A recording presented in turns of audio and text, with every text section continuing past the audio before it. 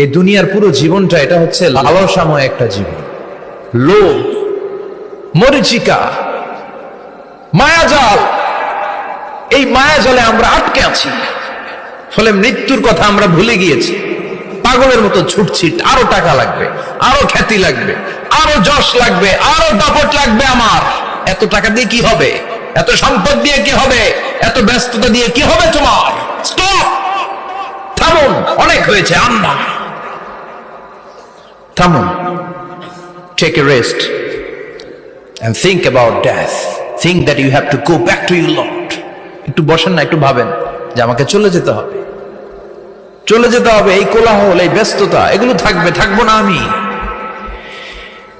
সাইয়েদনা ওমর ফারুক বলেছেন, মুতু ক্বাবলা আন তামুতু, মরার আগে একবার মরো। হাসিবু ক্বাবলা আন তুহাসাবু আলাইকুম, তোমার হিসাব নেওয়ার আগে তুমি একবার নিজের হিসাবটা করো না। কাগজ বের করে একটু লিখো না, কি কি ভালো কাজ করছিলা, যেগুলো দিয়ে নাজাতের ওসিলা হতে পারে। 1 2 3, আর কি কি আকাম কুকাম করছো দেখো না।